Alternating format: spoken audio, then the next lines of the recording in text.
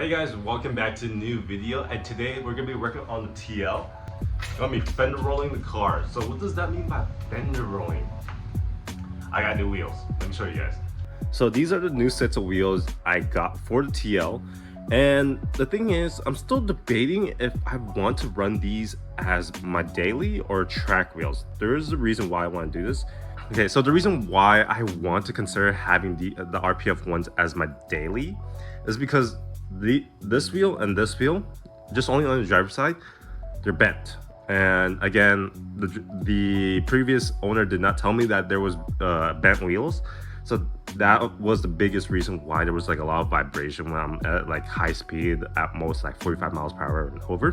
I'm trying to do the compare and contrast because these wheels are a lot lighter and they're a lot more aggressive and wider and everything like that too, right? These are 17 by 9, and the tire size I was originally trying to go with is 255/40, which it already comes, but again, these tires are shot because, you know, there's a lot of camber wear. But the thing is, since these already come with the tire specs that I want, I could go ahead and do a test fit, see where I'm rubbing or anything like that to see how it sits. So I'm super excited about this. The first thing I really want to do before we do the fender rolling, I really want to see how much of a comparison is in terms of weight. Since again, this already comes with the tire size that I want, so it allows me to actually weigh the difference between the OEM and then the aftermarket.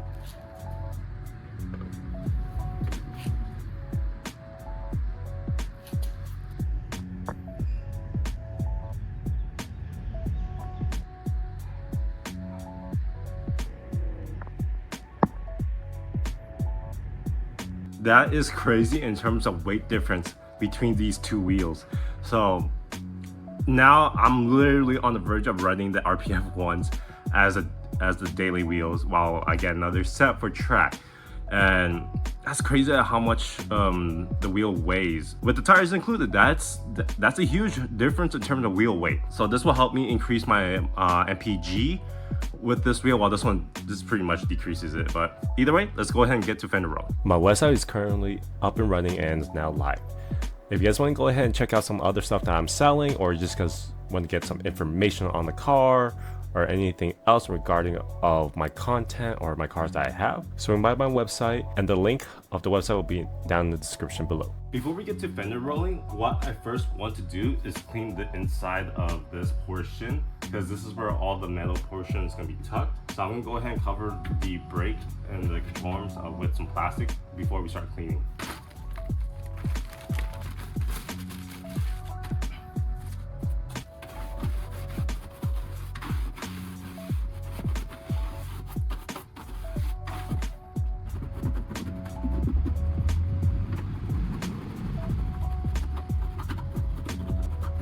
Okay, the first thing I want to start doing is heat this up, so I'll go ahead and hammer some portions in.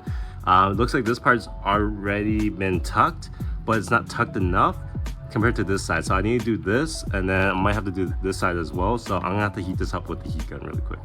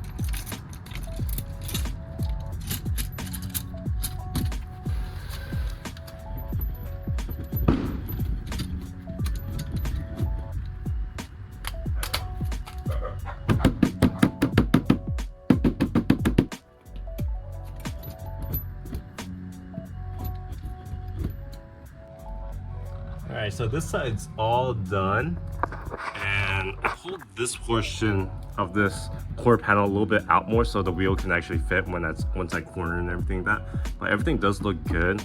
I did chip the paint just a little bit right here, so I'll put some primer to prevent it from rusting. But yeah, it looks pretty good so far.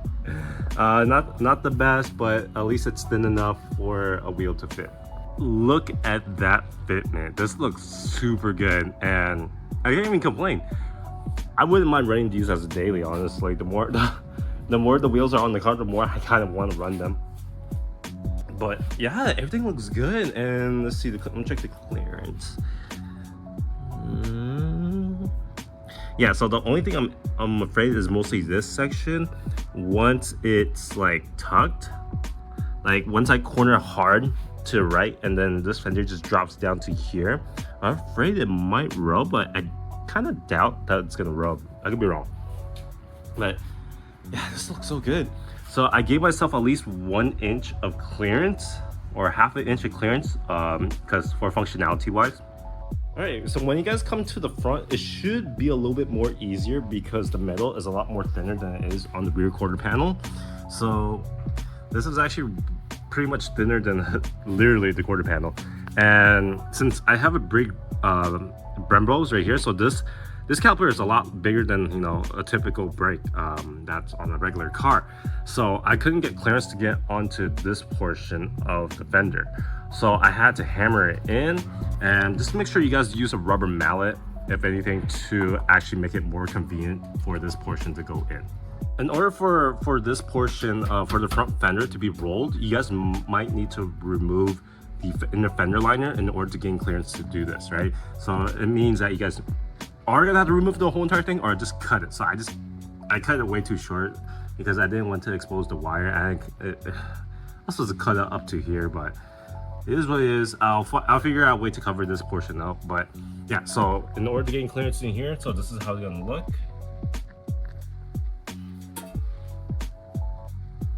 And that's actually really thin, so I can actually fit wheel properly. But the only issue I have is this connector, so I might have to get one of those bumper disconnect, depending on how the wheel's gonna fit. But I know I did a test fit with the RPF once. It couldn't fit, it couldn't clear the Brembo, so I had to get a 5mm wheel spacer, and hopefully that would clear the wheel from hitting the brake caliper.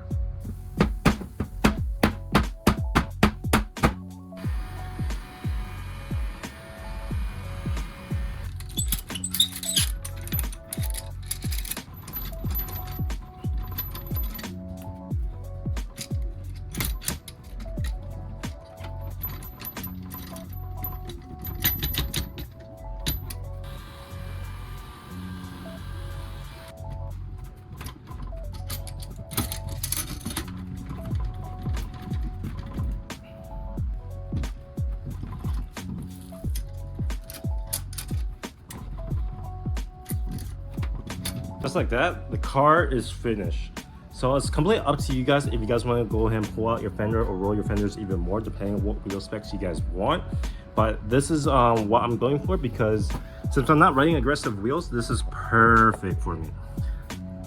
And you guys can actually purchase this off of Amazon for around like $30 to $110, depending which brand you guys get. So I bought this for like roughly around $80, $85. So this is actually a pretty decent brand compared to the others.